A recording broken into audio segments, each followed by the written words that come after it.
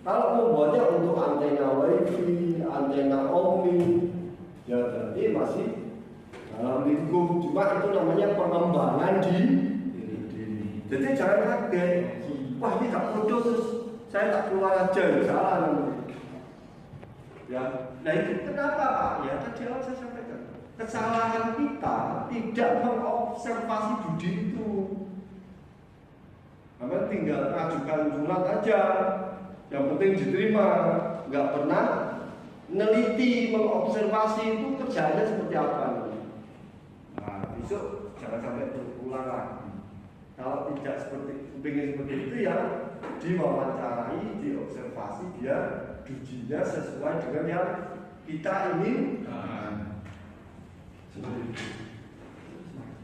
Ya, jadi spesifikasi budi itu menyebabkan mental kita itu akan percaya diri apa tidak. Itu yang pertama, pembekalan mental.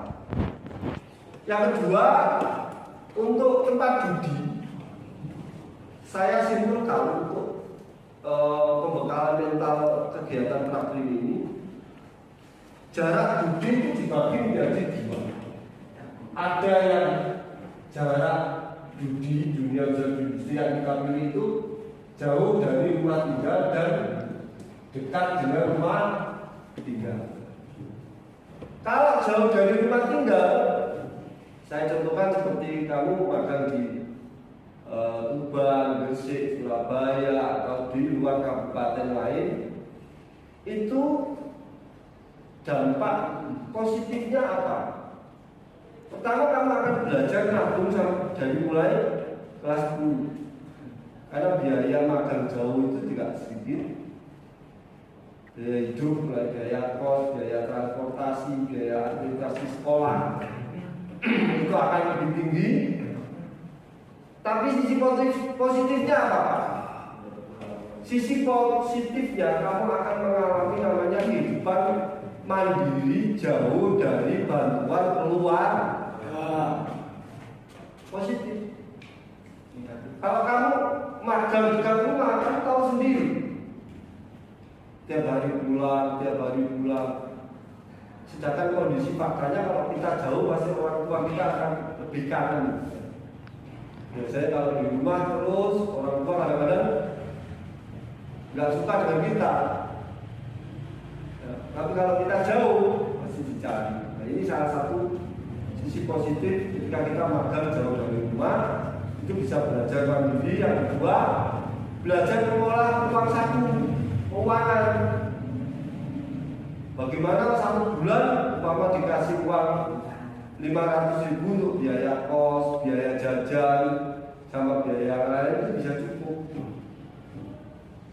Coba kalau kita magang dekat, ya sudah kita alami, maka kemandirian itu lebih meningkat ketika jauh. Yang terakhir, mampu membangun relasi yang jauh dari rumah. Maksudnya gini, kamu bisa punya teman anak Gresik, anak Tuban, anak Surabaya, anak Malang, anak yang lain. Ini nanti akan jadi teman baik, lalu menjadi relasi ketika lulus mencari lowongan pekerjaan di luar kabupaten. Sisi positif ketika magang. Kalau magang dekat, ya biayanya lebih ringan, tetapi pengalamannya hanya itu saja. Sama-sama mengeluarkan pengeluaran, tetapi manfaat produktivitasnya lebih penting dan mungkin lebih dibutuhkan setelah sekolah itu magang jauh, karena ada namanya kemandirian dari jauh dari orang tua, kelola keuangan, menjaga diri dari lingkungan dan sebagainya. Itu latihan magang. Kalau kita makan dekat ya sama-sama keluar biaya, cuma pengalamannya biasa-biasa saja. Saya lanjut, jarak, tata tertib magang. Mental yang harus dibangun oleh peserta magang adalah mentaati tata tertib yang sudah dibuat oleh sekolah. Itu di buku laporan ada, dibaca lengkap dipahami. Kalau nggak paham nanti ditanyakan. Yang kedua, peserta magang harus memahami tata tertib yang sudah dibuat oleh DUDI, Dunia Industri. Yang selanjutnya, peserta magang harus mengisi semua buku laporan yang sudah dibuat oleh kelompok kerja praktek industri atau kerja dari pihak sekolah. Itu diisi lengkap dengan bukti fisiknya saat di magang. Kalau masih belum isi, dan nanti ke pembina dari sekolah untuk mengadakan pembinaan gimana cara ngisian. Terus yang ketiga, di dalam konsep siswa magang itu pakai konsep yang sering dikatakan oleh Presiden kita, Bapak Insinyur Jokowi. Dia sering berkata seperti ini ketika kita hidup ikut orang, hidup di atas orang maupun hidup di bawah orang. Anak magang itu kan di bawah orang karena ikut yang punya usaha. Konsepnya apa, Pak? Sering dikatakan yang pertama, lamun siro seperti ojo mateni. Maksudnya gini, lek sampean ku mongso iso pinter duwe kekuasaan, sama jangan membuat hoax atau fitnah kepada teman sesama magang, teman sesama tempat kerja. Itu artinya lamun siro seperti ojo mateni. Ini harus kamu pegang ketika kamu bergaul di tempat judi dengan anak-anak yang ada dari sekolah lain yang magang di situ. Dari sampai datang meminta, lalu nyala-nyala temannya yang ada di magang kan tidak bisa. Ya, maka akan timbul namanya mental negatif thinking. Nah, sedangkan magang ini untuk membuka mental positif thinking. Yang kedua, kata-katanya sering lamun siro banten atau dici. Lalu sampai itu merasa pintar di antara satu kelompok mau 4 orang. Terus kamu merasa aku iso. Singkatnya temannya yang 3 tidak bisa. Lalu kamu tinggal. Itu namanya gak boleh. Nanti akan terjadi mental saling menjatuhkan, mental saling dendam. Mungkin kamu pintar komputer, mungkin satunya nggak pintar tapi dia kan baik di bidang sosial karakter lain, itu jadi penolong, sedang bawa makanan, minuman, dia saling kerjasama, saling melengkapi, biar kamu tidak terkesan pintar tapi minteri. Sama yang tempat usaha juga sama. Ya, ojo di sini tempat punya usaha. Nanti dipikir kamu nggak punya sopan santun. Wong kamu itu ikut kok malah minteri sing punya tempat usaha. Nah itu bahasanya lamun sira banter ojo di sini. Tetap komunikasi terus. Yang terakhir, lamun sira pinter ojo minteri. Lek sampeyan itu paling pinter di tempat praktek itu ojo kulo-kulo kancane. Buat dupe kocok nurut, gak iso kasih kasarannya dipeluk-peluk aja. Ini mana menimbulkan mental apa? Mental menjatuhkan. Padahal magang tujuannya bukan itu. Tujuan magang membangun mental relasi kerjasama, saling melengkapi kekurangan, bukan saling menyombongkan keunggulan di lapangan pekerjaan. Saling tolong menolong. Itu adalah bentuk mental dari magang. Sehingga nanti ketika kamu praktek kerja saja bisa membangun relasi, bisa punya karakter mental tolong menolong, maka ini akan terbangun sampai lulus sekolah. Dan kamu nanti lulus sekolah tidak akan pernah khawatir tidak dapat pekerjaan atau tidak bisa membangun usaha. Dari sini paham? Jadi karakter yang harus kamu bangun di tempat magang itu yang paling penting ada 3 seperti yang sering diajarkan Bapak Presiden kita. Ya. Kita itu kalau sama orang jangan benci orangnya, tapi bencilah sistemnya. Seperti kata-kata Soekarno. Soekarno pernah berkata, saya tidak pernah benci orang Belanda. Yang saya tidak sukai adalah caranya. Jadi jangan benci orangnya jangan, tapi sistemnya. Nah, di pekerjaan juga sama. Nanti akan kamu temui sistem-sistem yang tidak baik. Ya, seperti itu. Nah, seperti sistem minteri konsole, sistem gak peduli kami. Itu jangan diteruskan. Nanti akan membentuk mental jelek.